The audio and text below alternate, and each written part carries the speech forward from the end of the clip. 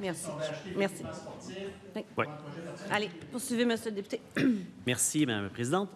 OK, je comprends bien. Ça, c'est des bonnes nouvelles pour tous les élèves qui sont en projet particulier. Moi, je partage l'analyse du ministre. Les projets particuliers, c'est formidable, ça donne de la motivation, etc.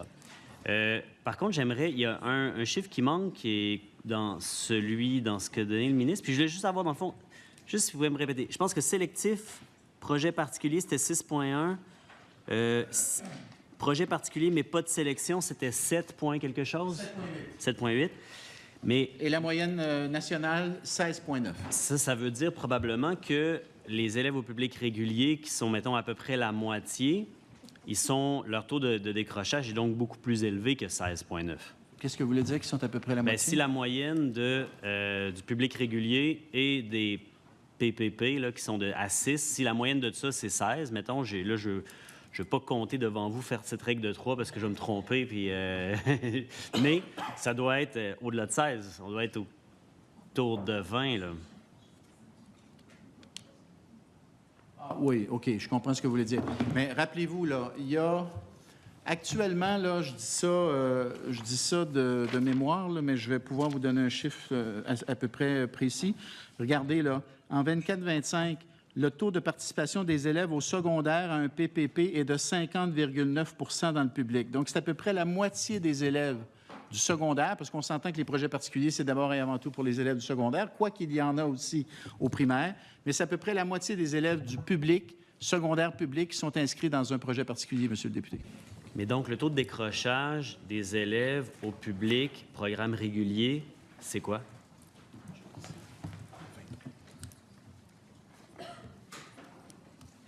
Pour l'ensemble primaire et secondaire, dites-vous?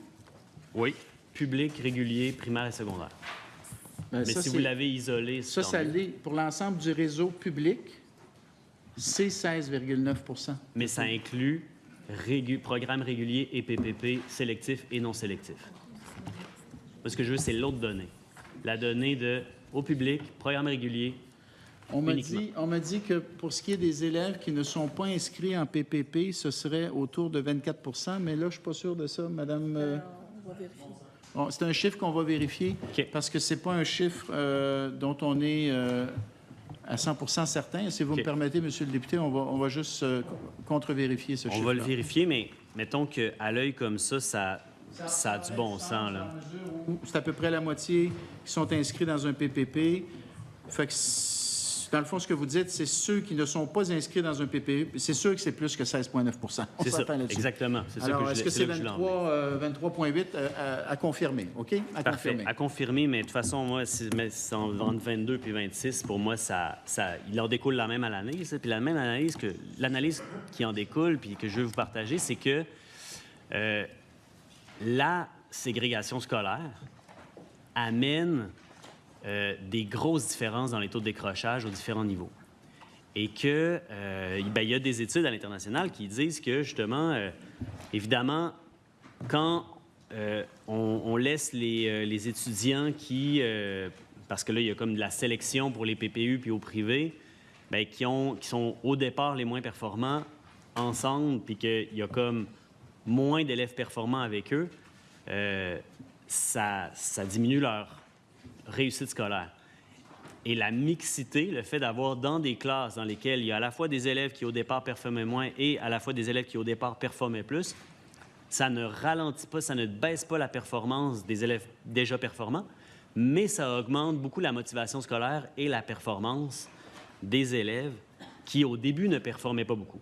Alors là, j'ai dit beaucoup performer, là, j'espère que je n'ai pas perdu tout le monde, mais je pense que vous me suivez. Et c'est pour ça qu'on a déposé un projet de loi pour le réseau commun, c'est-à-dire de créer un réseau dans lequel il y aurait des projets particuliers accessibles à tout le monde sur le modèle de la 5e période, sans sélection, mais que les gens iraient, au fond, à leur école de quartier. Et ça ramènerait une mixité qu'on a perdue dans le milieu scolaire qui favoriserait la réussite générale des élèves. Donc, je pense que là, la donnée que vous avez sortie, je suis très content que vous l'ayez donnée. Bien, à mon avis, elle amène à une réflexion sur comment est-ce qu'on pourrait faire pour augmenter le taux de réussite des élèves au public régulier Et, à mon sens, la question de la mixité scolaire est absolument centrale dans ces éléments de réponse-là. là. Je ne sais pas si c'est une réflexion à laquelle vous êtes ouvert. Là. Je vais vous dire, monsieur le député, d'abord, vous posez des questions très pertinentes. Moi, je vais vous dire, puis on a une vision différente, vous et moi, sur cette question-là, mais ultimement, je pense qu'on vise la même chose. Ce que l'on vise, je pense, c'est que le maximum d'élèves possible au Québec soient inscrits dans un projet particulier au secondaire, et c'est la raison pour laquelle nous avons mis en place le 300 $. C'est la raison pour laquelle nous avons des budgets pour permettre aux centres de services scolaires et aux écoles de se procurer l'équipement qui vient avec le projet particulier. Moi, je veux que vous sachiez que entre 2022-2023 et 2023-2024, on a connu une augmentation de 9 du nombre de PPP au Québec dans les écoles publiques, du Québec dans les écoles secondaires publiques. 200 PPP de plus, monsieur le député. Puis écoutez ça, entre les années 23-24 et 24-25, on a connu une croissance de 8 pour le nombre d'élèves qui participent à des PPP. On est passé de 175 000 élèves à 190 000 élèves. Et on se retrouve dans une situation où il y a même des écoles, monsieur le député, qui se sont donné pour objectif d'offrir un PPP à tous les élèves, y compris même les élèves à besoins particuliers. Il y a de ces écoles, notamment au centre de services scolaires des Chênes, là, dans la région dis-je, de Drummondville. Alors, moi, je pense qu'il faut continuer à encourager le milieu scolaire, les équipes écoles, à créer de nouveaux projets particuliers. Il faut encourager les directions d'école, les directions de centres de services scolaires à le faire. Il y en a qui répondent à l'appel, visiblement. Et puis, moi, honnêtement, moi, je trouve qu'une croissance de 9 du nombre de PPP puis de 8 du nombre d'élèves, je pense que ce sont des résultats qui sont très encourageants. Puis, moi, je pense qu'il faut continuer. Il ne faut pas s'arrêter en si bon chemin, là. Je suis d'accord avec vous. C'est une très bonne chose. L'augmentation de 9 félicitations au réseau scolaire puis à l'initiative, justement, de ces écoles-là qui décident de vraiment donner une couleur spéciale à leur école puis accentuer la mobilisation. Ça, c'est formidable. Là, je veux... C'est les conseils d'établissement qui vont ultimement approuver ces projets particuliers parce qu'il faut aller faire de la place à ces projets dans la grille matière. Puis ça, c'est les conseils d'établissement qui doivent prendre ces décisions-là. Et donc, il faut féliciter les parents qui siègent sur ces conseils d'établissement. Oui. Ils ont un rôle à jouer pour s'assurer que ces projets s'installent. Et il faut féliciter les équipes écoles qui participent à la création de ces projets particuliers parce que c'est pas simple de mettre en place. Merci, monsieur. Laissez le député poursuivre sa question. Allez-y, monsieur le député. Je félicite tout le monde. Tout le monde est félicité, les parents, tout le monde sur les conseils d'établissement. Merci. Maintenant, la question, en fait, le problème, c'est pas les problèmes particuliers font partie de la solution, c'est clair. Mais le problème, c'est la sélection. Parce qu'à partir du moment où on accepte la sélection, c'est là qu'on crée de la ségrégation scolaire. Puis plus on va augmenter les PPP sélectifs, en fait, bien, plus on va accentuer probablement la ségrégation scolaire et on va voir les taux de réussite des élèves qui sont, au moment de la sélection, moins performants, potentiellement décliner. Puis, c'est une question de réussite scolaire.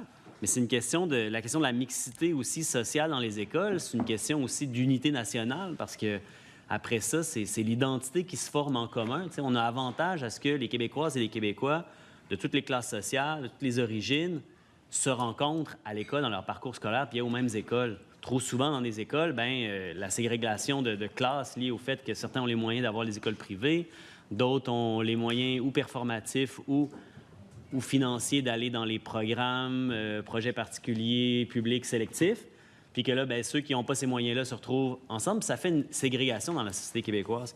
Puis ça fait, je pense, une identité collective et nationale fragmentée. Alors, c'est un argument de plus, ça, je pense, qui pourrait aussi peut-être toucher le ministre, parce que je pense qu'on partage cet intérêt-là de dire il faut que les Québécoises et les Québécois soient unis, puis qu'on ait une belle unité nationale, un beau sentiment d'appartenance à une même culture. Là. Donc, c'est pour ça que je porte son attention sur la question des projet particulier pédagogique sélectif. Il nous reste combien de temps, Mme la Présidente? 2 minutes, Monsieur le ministre. 2 minutes. Bien, écoutez, l'idée d'avoir une école québécoise qui est rassembleuse, puis qui est créatrice d'un fort sens d'identité, moi, je suis tout à fait d'accord avec vous, Monsieur le député, là-dessus. Maintenant, là où nous n'endossons pas la même vision, vous et moi, c'est sur le rôle de l'école privée.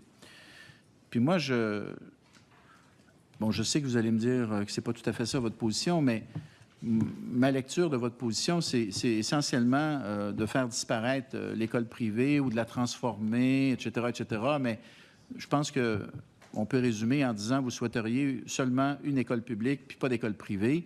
Moi, je suis en désaccord là-dessus. Moi, je pense que le fait qu'on ait un système scolaire mixte, je pense que ça a été bon pour le Québec. Je pense que ça a créé, dans certains cas, une saine émulation entre les réseaux privés et publics, sur notamment les projets particuliers, parce que les écoles privées ont été parmi les premières à créer ce type de projet particulier, puis les écoles publiques ont pu s'en inspirer. Je pense que le fait que des parents du Québec investissent des sous dans l'éducation de leurs enfants, c'est un plus. Ça ajoute de l'argent dans le réseau. Je pense aussi que de préserver la liberté de choix aux parents, je pense que c'est une bonne chose. Et puis, il faut toujours rappeler, Madame la Présidente, c'est 10 % des élèves au Québec, seulement 10 % qui vont dans les écoles privées. Par moment, j'ai l'impression, dans le discours de ceux et celles qui sont contre l'école privée, que si on abolissait l'école privée, on réglerait le problème du 90 % restant. Là. Je pense que c'est une façon, exagérée de présenter les choses. En 10 secondes, Monsieur le député. Bon, bien, je vais prendre le temps de préciser, effectivement, notre position n'est pas celle que vous décrivez, mais je vais prendre le temps de le préciser dans mon prochain bloc d'intervention. Merci, Madame la Présidente. Merci.